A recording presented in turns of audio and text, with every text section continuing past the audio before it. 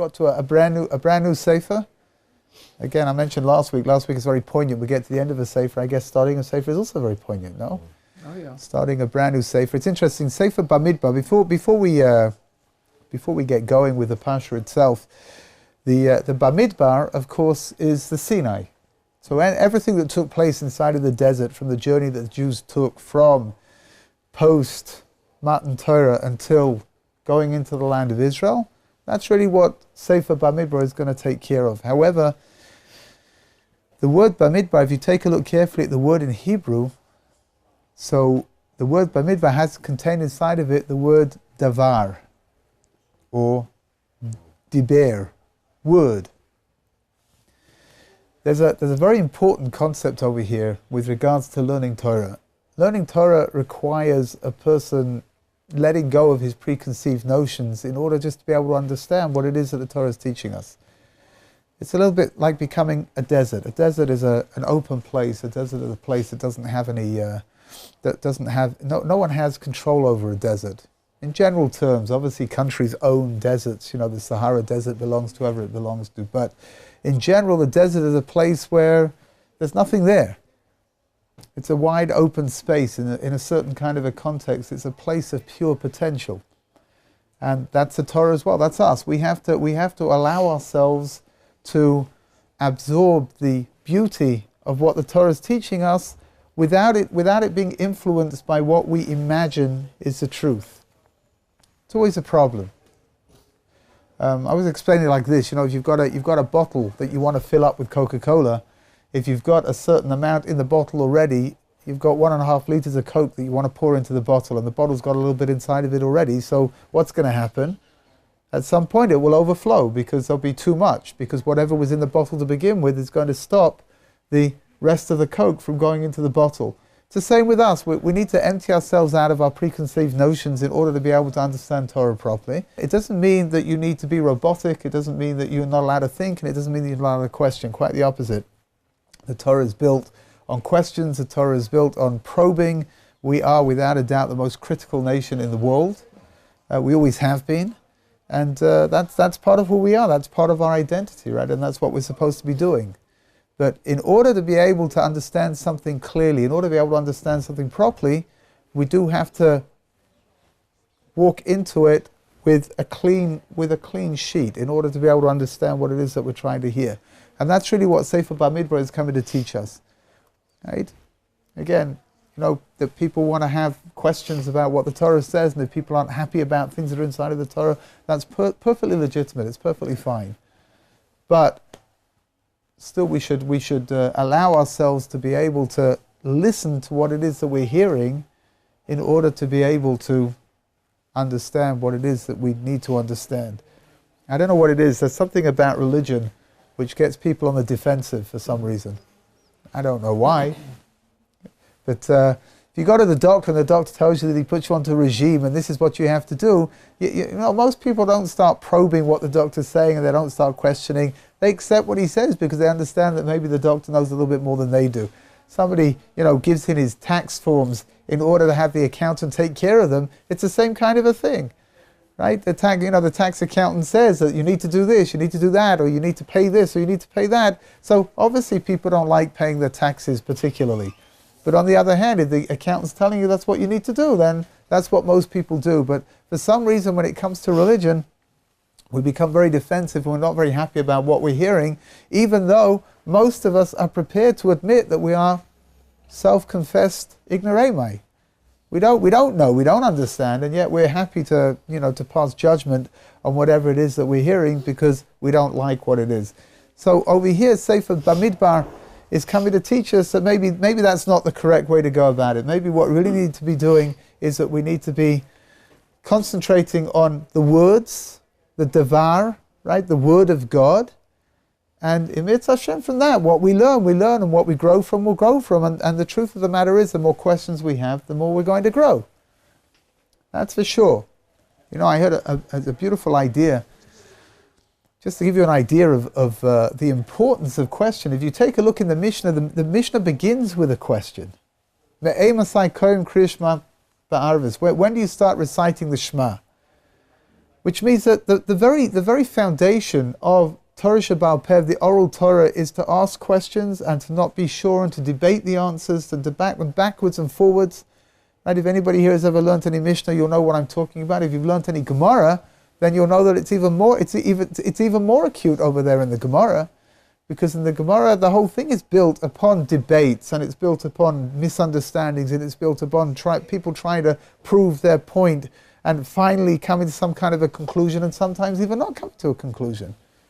That's another thing that inside of the Gemara we're happy to reach what's called a state of teiku, or a kasha. Kasha is we don't know what the answer is. Teiku is we won't know what the answer is until Eliyahu Novi comes and he'll take care of it all. Which is, there's nothing wrong with asking questions. The only question we need to ask ourselves is where are the questions emanating from? Are the questions emanating from a point of I just want to know the truth? Then that's great. If the questions are emanating from a preconceived notion where I'm not able to understand what it is that I'm hearing because I'm so convinced about something, then maybe that's not such a great idea.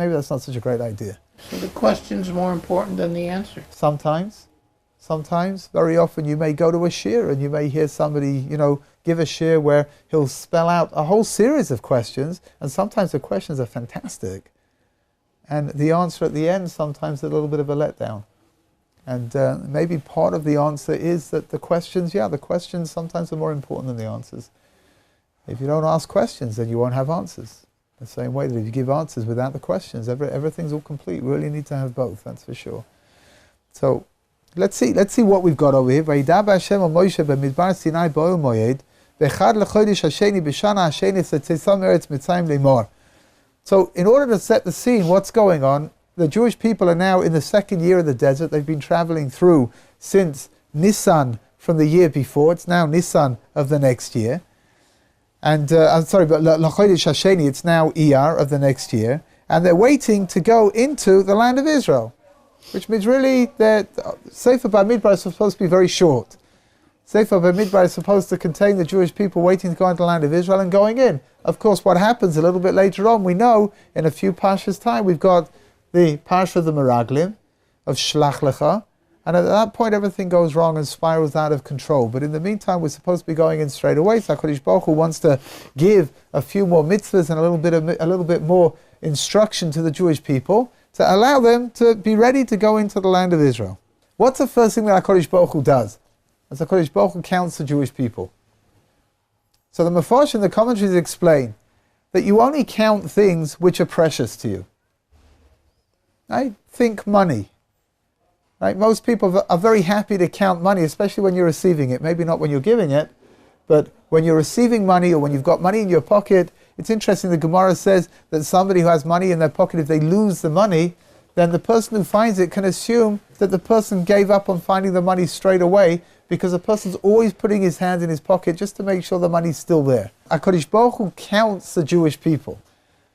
Sefer Bamidbar has a second name, which is called Sefer HaPekudim. Sefer HaPekudim means that the book of counting. We'll see HaKadosh Baruch Hu counts the Jewish people a few times in Sefer HaPekudim. There's a very beautiful idea that every Sefer has a different name. So Sefer Bereshis, which is the Genesis, Sefer Bereshis is called Sefer HaYetzirah, its second name, which is the book of the creation. We see that HaKadosh Baruch Hu creates over there. HaKadosh Baruch Hu creates not just the world and not just human beings, but at the end of Sefer Bereshis, HaKadosh Baruch Hu begins creating the Jewish nation. Those are the children of Yaakov Avinu, right, that are going to turn into the nation of the Jewish people. Sefer Shmois, which is a Sefer of the Exodus, is called Sefer HaGeula. Why Sefer HaGeula? Geula means redemption. Why is Sefer Shmois the Sefer of the Geula? So here you would say straight away the most obvious answer is what? Because we left Egypt, right? However, if you take a look at the Parshas very carefully, you'll see that Sefer Shmois, there's very little to do with, only the first few Parshas has to do with the Exodus, and the rest of it is to do mostly with the building of the Mishkan and what took place in the Midbar and standing at Har Sinai, receiving the Torah, the building of the golden calf. The Geula, the real redemption, is not just the physical redemption of the Jewish people. The end of Sefer Shmois deals with the Mishkan, with the tabernacle, and the building of the utensils inside of the tabernacle. which means that the real redemption is going to come not from just physically being redeemed, but we have to spiritually redeem ourselves as well. Which is a physical redemption without a spiritual goal is something which doesn't have any real worth.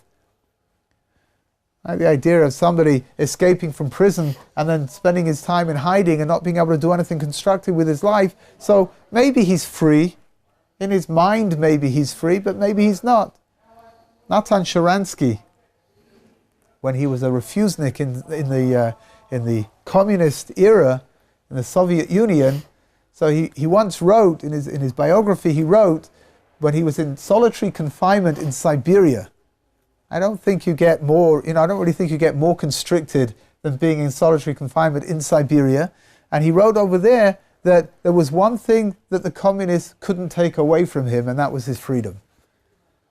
And freedom is a state of mind. It's also a state of being, of course it is, but a person who has freedom in his state of mind is a person who can transcend the physical chains that are chaining him down. And that's what Sharansky managed to do. There are many people walking around who are physically free, who are mentally chained down. Which means that freedom is something which can be defined in many different ways. The Geula, the Exodus from Egypt, is the physical beginning of what will end with a spiritual redemption of the building of the Mishkan, the building of the tabernacle, the building of the utensils, and the ability to worship God in the way that we're supposed to worship God. Sefer Vayikra, the book of Leviticus, that's called Torah's Kohanim. That's the Torah of the Kohanim we saw from the beginning, we went through it, Baruch Hashem, from the beginning to the end, right? And we saw over there that it deals with the mitzvahs to do with the Kohanim, what they're supposed to wear, how they're supposed to offer up, what kind of things they're supposed to offer up. The oral Torah, which deals with the whole dimension, the more spiritual dimensions of what the Kohanim have to do, what their state of mind has to be. Sefer Bamidbar is the Sefer of the desert, because we're in the desert from the beginning until the end. But it's also Sefer HaPekudim. It's a Sefer of the counting. And like Chazal say, the sages say, the dimension of counting is something which is precious. The more precious something is, the happier you are to count it. HaKadosh Baruch Hu begins Sefer Bamidbar by counting the Jewish people. That's the first mitzvah that he gives. Su'u et rosh kol adat b'nei Yisrael mishpachotam b'veit avotam b'mispar shemot kol zachar legulgolotam. So the simple understanding over here, of course, is what? That we need to have a counting in order to know how many people are going to go into the army. Who's being counted over here?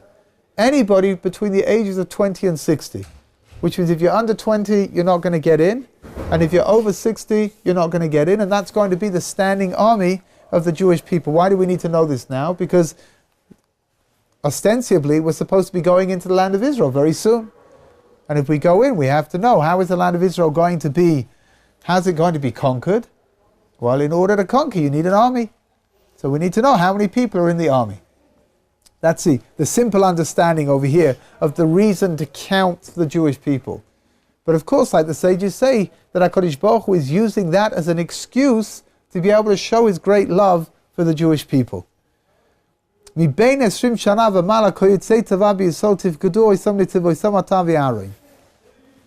are people being counted from the age of 20 to go into the army?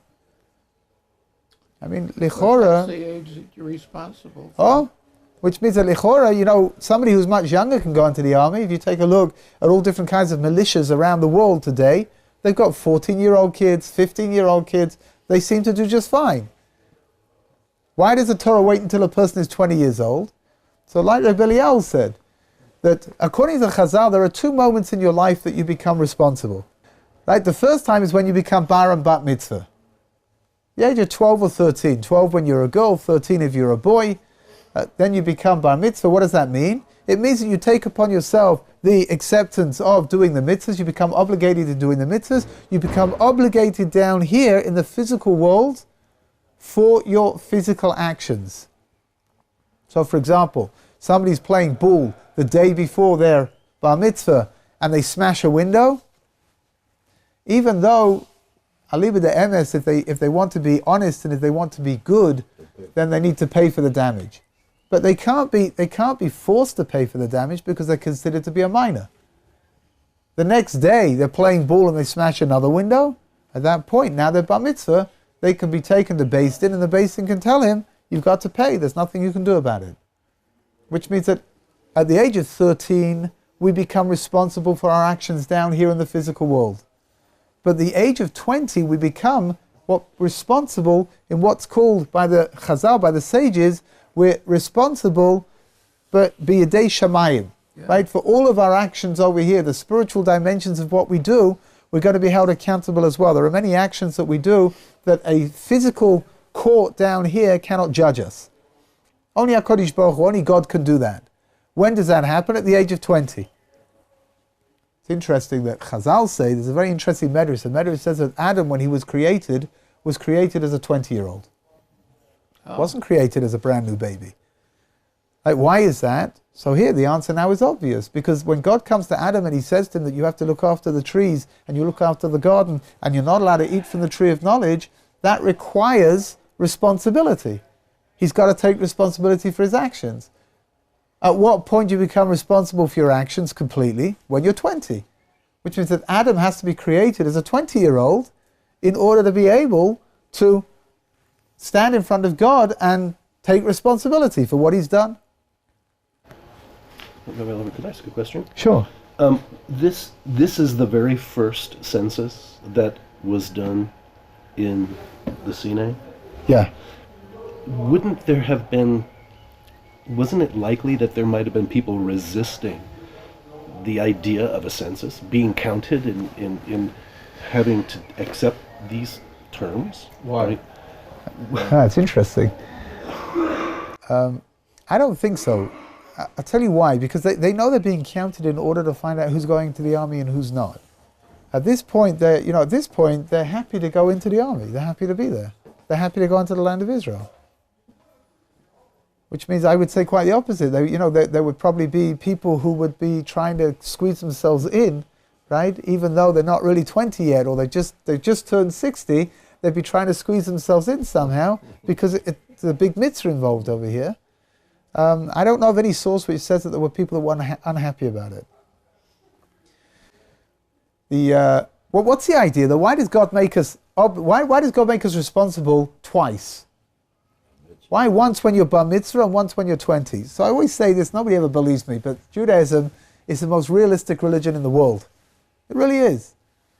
HaKadosh Baruch Hu, God is not expecting you to go from zero responsibility to 100% responsibility overnight. It's your second chance. It's not, you know what, it's more than a second chance, it really is. It's like a buffer period of 7 years in which you're supposed to be maturing. A maturation process, HaKadosh Baruch Hu understands very well that it's ridiculous to take a 13-year-old kid and to take him from 0 to 100% just like that overnight. So what happens? HaKadosh Baruch Hu says here, we'll ease you into it, which means that you become responsible for everything that you do. But within that 7-year period, you've got those years in order to become more comfortable with what you're doing, to become more responsible for what you're doing, and to take the obligation seriously. Why 7 years? So the emes is because the number 7 is a natural number. Right? 7 days of the creation, 7 days of the week. It's the idea of HaKadosh Baruch Hu saying here, I'm going to give you a 7-year cycle within which you're supposed to reach maturation. Not everybody does it, right? Here in Israel, they've got a wonderful term for the teenage years, right? They're called tipesh esrei. The word tipesh means stupid, and esrei means 10, which means that they're your stupid years, right? Right? People behave stupidly. The emphasis, a lot of people in their 40s and their 50s and their 60s remain in a state of tipesh esrei. That's the way that it sounds. That's why the Torah is coming along and telling us, the Kodesh Baruch Hu saying that you've got to go into the army from the age of 20. You can't go in from the age of 18. Or you can't go in when you're 15. Why not? Because you're not fully responsible. There is no greater responsibility in this world than taking somebody else's life. And that's what going into war means. That's what going into the army. That's the potential repercussion of going into the army, is that a person's going to have to take somebody else's life. It says by Yaakov Avinu, that Yaakov Avinu, when he was having to go to fight against Esav, the first time that he met him after 22 years, that he was scared. And the sages explain, he was scared to be killed, which is fair enough, and he was scared to kill. It's an enormous responsibility to take somebody else's life. That can only be done from the age of 20 upwards. How old was David HaMelech when he killed Goliath? So the truth of the matter is, it doesn't say, I don't know of any source which says exactly how old he was. He was a nar. According to like a general cheshbon, if you try to calculate it, I think it comes out that he was about 14 years old. But he was definitely not 20, that's for sure. Otherwise he would have been in the army. Why is it okay? Even though under normal circumstances you're supposed to go into the army when you're 20, and that's when you take responsibility. But in a period that's called Horat Shah, which means it's a time, this is not a normal time, right? You've got Goliath over there, and nobody is prepared to fight against him, and the most, he's wreaking the most tremendous spiritual destruction. Goliath, he stands up there and he blasphemes God, and he's causing the most tremendous desecration of God's name. So even a youngster, right, even what's called a cotton inside of the halacha can come and take care of the situation, even though he's not 20 years old and he's not fully responsible for what he does yet. V'itachem, you ish lemate ish roish teveis avosavu. And how's it going to do? How are we going to do this? That you're going to have to go and count, and somebody's going to come and help you count over here, right? We're talking about a lot of people over here. So they've all got to be counted. Which means that HaKadosh Baruch Hu is now nominating heads of the tribes in order to make this a system which is going to work smoothly. Otherwise, who knows how long it's going to take. So it's going to go through all the names. Reuven, Elitzur ben Shteor, Shimon Shlumiel ben Tzuri Shaddai, Yehuda Nachshon ben Aminadav. Nachshon ben Aminadav, of course, you should be familiar with his name. First one that crossed the... He's the one that jumped into the sea, right, and was prepared to give up his life in order to make the sea split. He's a very, very powerful personality. Liyisochon Nisano ben Tzuar, Lizvulun Eliav ben Cheloin, Livnei Yosef Lephraim Elishama ben Amiud, Lemanashe Gamliel ben B'dotzor. Now, this is important, that Manasseh and Ephraim are being counted separately. In a minute we'll see why it's important. Levinyamin Avidan ben Gidoni, Ledan Achiezer ben Amishadai, Leoshe Pagiel ben Ochron, Legad Eliasaf ben Duel, Lenaftali Achira ben Inan. And then it says, Eila Kreida Nisim Atois Avason. These are going to be the heads of the tribes. Something's missing, right? What's missing? The Levium, right? Shevet Levi is not there. Why would that be? So first of all, the first hint that you need to know, they don't fight, we'll see in a minute. But the Shevet Levi, the first clue that Shevet Levi are going to drop out is that Ephraim and Manasseh are being counted as separately. Which means that normally when Shevet Levi is being counted, Ephraim and Manasseh double up and become Shevet Yosef. And when Shevet Levi is dropping out, so Ephraim and Manasseh will, what's the opposite of doubling up? They'll split, whatever, they'll be counted separately. Right? Why is that? In order to keep the count at 12. 12 tribes. Now, we've spoken about this in the past, but the idea of the number 12 and the number 13 being numbers which are interchangeable with each other. So there are a few rare occasions inside of the Torah when all of them are counted, and then you reach the number 13. But under normal circumstances, when you've got Ephraim and Manasseh, that means that Levi is not being counted. Why is Levi not being counted? Because Levi is not being included inside of the army. Levi have a very special designation. They're not going to be counted in the same way either. They will be counted, they're going to be counted separately, and they're going to be counted from the age of 30 days upwards, and not from the age of 20. When we get to Levi, we'll talk about it. At this point, there aren't very many Kohanim at all. There are only 5 of them. There's Aaron and his four sons, 2 of which are going to die. Which means at one point we're going to drop down to 3, and then Pinchas is going to be included later on. There's going to become 4, and then their children are going to be added in. But at this moment, the Kohanim and the Leviim are all one package deal. So Vayikach Moshe v'Aaron es hanashim ha'ele asher nikbu b'shemois, and they took these 12 people that have been mentioned by God. There's kol ha'eda hikilu be'echad l'chodesh hasheni v'yishaldu al mishpachoisam leveis avoisam b'mispar shemois miben 20 shana v'male gugoloisam kasher tzivah Hashem es Moshe v'yifkedem Bamidbar Sinai, and they're being counted in the desert. Now we're not going to go through all the numbers over here. What we'll do is, well, actually that's not true. We'll go through the numbers, but we're going to skip out the information beforehand where it tells us the tribe of Reuven, for example, they have 46,500. If somebody wants to keep a track of the numbers in the head. Okay, we got 45,600. Shimon, they've got, what have we got? 59,300. Quite a lot more, right? The tribe of Gad have got 45,600. Oh, and 50. Yehuda have got, Yehuda's got a lot. 74,600. It's still trying, good. You're still there. Yisachar have got 54,400. Zvulun have got 57,700. Ephraim have got 40,500. 40,500. Manasseh have got 32,200. Binyamin have got 35,400. Dan have got 62,700. That's quite a lot. Asher have got 41,500. What have we got over here? Naphtali have got, what have we got? 53,400.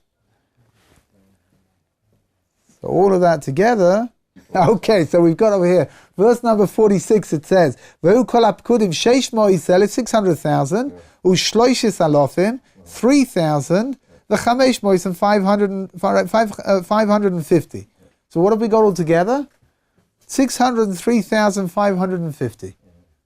A little bit. I count more, so where's he hiding them all? V'alavim lamati avoisam lo yispoktu b'soicho. Right? Finished. So we've got just over 600,000 people that are going to be in the standing army of the Jewish people. That's not including Shevet Levi. That's a very large amount. That's a very large amount. Oh, no, that's for sure very large, right? So we had this miraculous population explosion in Egypt, where we went from 70 to 600,000. Again, we're talking about men between the ages of 20 and 60. The Chafetz Chaim says that how many people stood at Har Sinai? So conservative estimates say there must have been 3 million at least. You've got 600,000 men, right? So you've got women and you've got children and you've got elderly people as well. But the Chafetz Chaim says that presumably there would have been 5 million people there. Again, that's not an enormous estimate. You've got 600,000 men. Let's work on the premise that they're married, so there's 600,000 women, right? So that's already 1.2 million. And then you've got the children, and then you've got the older people as well, right? Is this where the bracha, when there's a gathering? Yes. That's where... The idea of 600, why do you make a special bracha when there are 600,000 people that gather together? Where does that come from? It comes from the idea that 600,000 people left Egypt. And this number 600,000 is very, very significant. Very significant. So here, it's a little bit Kabbalistic. I can only explain to you as much as I understand, right? But there's an Indian over here that according to the Kabbalists, there's a total of 600,000 souls, Jewish souls in the world. That's it. That's all there is. Yeah. There are much more than 600,000 Jews in the world. So we all have bits and pieces. Each soul itself is comprised of 5 different sections, right? Which means that we've all got different bits and pieces that are a bit of this, a bit of that, and a bit of the other. I guess composites. We've all got composite souls that when put together become the 600,000 souls of the Jewish people. Number 600,000 is very, very, very significant. It says in the Kabbalistic literature, it says that Adam, who's known as Adam HaKadmoin, like the first man, he had all of those souls inside of him. If Adam was the container for all of these souls, and we now are the recipients of all of those souls, that means that we, all of us, relate somehow or other to a different part of Adam's body. Right? Now, if that's the case, that means that different people with different desires, different people with different traits, presumably Kabbalistically, can trace their roots back to whatever part of the body they came from, which the Kabbalists actually say that a person has a certain desire for certain things. It's because they came from a certain part of Adam's body. What's beautiful about the idea is it says that when the Jewish people stood at Har Sinai and they said Nasa v'nishma, those immortal words, right? We will do and we will internalize. So it says, Rashi, the very famous Rashi says, they stood there, ki ish echad b'lev echad. What do I mean, ki ish echad? Like one person. The Jewish people came together as one unit, we bonded together, and we became like Adam before the sin of the eating from the Eitz Hadas, from eating from the tree of knowledge. Which means that at that one moment in history, the Jewish people came back to the state that we were supposed to be in, ki-ish, like a man. Ki-ish echad b'lev echad, with a very beautiful idea, which means that every person is fulfilling a different part of Adam's body, and when everybody comes together, then it takes on the tzura, it takes on the form of the body. So I once saw a cute little story. I think I saw it in Reader's Digest. It was a cute story about a father who's left babysitting his kid. His kid's like 7 years old. Sunday afternoon, the father just wants to sit down and read the newspaper, but he's got to keep his kid happy. So what does he do? He sees in the magazine that there's a picture of the world, a map of the world. So he tears it out, and he tears it up into pieces, and he tells his kid, here, I've got a puzzle for you to do. Put the world together. He's sure he's going to have a few hours of peace and quiet over there. Half an hour later, the kid's back. He says, Daddy, I'm finished. So the father, like all, loving, doting fathers who believe that each kid is Einstein, right? He says, nah, it can't be. Well, what are you talking about? It can't be that you finished so quickly. So the kid says, come and see. So he walks over and he sees, sure enough, there's the world all in place. He says to his kid, how did you do that? So the kid said, you know what, it really wasn't that difficult. He said, on the other side, there was a picture of a man. He said, I just put the man into place and the world fitted all together by itself. The Chazal, the sages say that each person is an olam katan. Each person is a small world. We're a microcosm. Each person is a microcosm of the entire world. The Jewish people are a microcosm of Adam. When we do what we're supposed to do, we all come together and we bring ourselves, we take on that form and we become something absolutely extraordinary. The number 600,000, it's fascinating, it really is. And that's why there's a special blessing that's required when you have 600,000 people come together, which is something which it's very, very rare. It just happened whenever it was, a couple of months ago, when they made that prayer gathering here in Jerusalem. And according to some opinions, the last time that blessing was made was in the time of the first temple. Can you imagine? I mean, just that alone, the idea of being able to make a blessing, which would possibly the last time it was recited was 2,400, 2,500 years ago. I mean, that's an astonishing experience in and of itself. Yimitz Hashem, the temple will be rebuilt, the Mashiach will come, and we'll be able to make that blessing again in the temple together with the Mashiach. That will be, that's what we're waiting for, isn't it? The blessing that's recited is that God sees the hidden, the hidden dimensions of each person. Right? God is wise. He's wise enough to be able to see all the hidden. Why is that the blessing? You would have thought that the blessing that would be recited over 600,000 people coming together would be a blessing of something to do with the enormity of the Jewish people, right? Perhaps maybe even utilizing the words of Nasa v'nishma, perhaps, right? To emphasize this idea. But what the bracha is coming to teach is something very, very fascinating, that when you've got an enormous gathering of people, I don't know if you saw the pictures, and the aerial photos were astonishing. But it looked just like a great big sea of people. You couldn't really identify anybody. There were no longer any individuals in there. We were just this enormous sea of people. And but God can see every single individual within inside of that enormous gathering, and that's what makes God God. And that's why the bracha that's recited is a bracha of showing God's unique ability to be able to do something that human beings can't do. What about the Levi? What about Shevet Levi? Vaydav Hashem al Moshe lemor aches mata Levi lo yisiv kod v'shom lo yisisah. They're not going to be included inside of the count over here. B'toch b'nei Yisrael. V'ataf kedes halavim al mishkan ha'idus v'al kol kela v'al kol asher loi heimo yisu et hamishkan v'es kol kela v'hem yishasu v'sovim lemishkan yechanu. And then he says that we're dealing with some like technical issues over here with the tribe of Levi. They're going to look after the Mishkan. The Leviim are going to be in charge of the tabernacle. They're going to be in charge of the utensils that are used inside of the tabernacle, which is why the Leviim were the ones who were responsible for packing it away and putting it together again and carrying, and each one had to be given their own specific job in order that all of this should be done, smoothly. That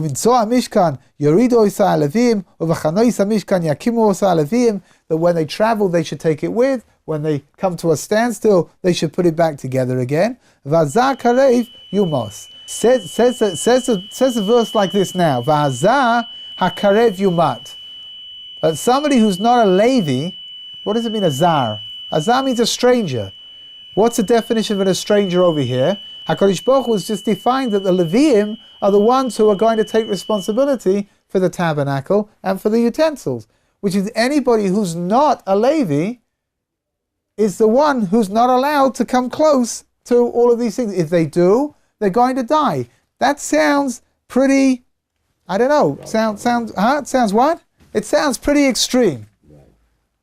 That what, for a little thing like that's what somebody is going to be put to death for? So the answer is yeah. Why is that? Because the Mishkan represents the center of all spirituality. And what God is doing over here right now is establishing something which is very fundamental. He's establishing a spiritual hierarchy that's going to exist within the Jewish people. Which means whether we like it or not, every society has a hierarchy. Every society has people who are on the top and then people underneath, and there are levels of being underneath, right? And they're all different. Today, in the corporate world, there are all different kinds of titles that are given to people to make them feel important, right? So you can have an assistant vice president. Well, what is an assistant vice president? I don't know. I think he brings the vice president his coffee. What does the vice president do? He brings the president his coffee, right? What does the president do? He brings his wife coffee. I guess that's the hierarchy. That's the way that it works. I'll tell you a story.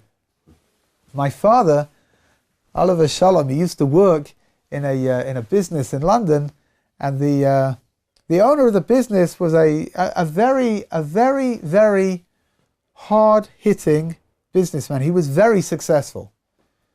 And he could be incredibly charming, and he could be incredibly ruthless as well, which I imagine is probably a pretty good combination if you want to run a successful business. And he said that there was a period within the business where the business was growing. It was unbelievable how quick it was growing. And they kept moving from bigger premises to bigger premises to bigger premises. It got fancier and fancier and fancier.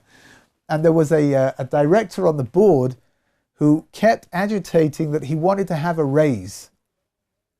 And he kept coming to the president of the corporation, the owner of this business, and he kept telling him that he wants a raise. So my father, who worked directly underneath the owner, was in his office once they were discussing certain issues, and the secretary buzzed through to say that this director was waiting outside. So my father, being well brought up and polite, he got up to leave. the director came in, and my father got up to leave, and the owner told him, he says, no, he says, stay here. He says, I want you to see this. And he sent him, he had at the back of his office, he had some sofas, he sent him to sit at the back over there. And the fellow comes down, the director comes down, he sits down in front of this very imposing desk, and he says, he starts making his pitch for a raise in salary. And the owner looks at him, he says, look, he says, times are very difficult right now. So even though the business was growing at the most incredible rate, it was growing and growing and growing. But he says to him, times are very difficult right now, he says. And he hums and he haws and he haws and he hums. And then he says, you know what, he says, but I tell you what we could possibly do.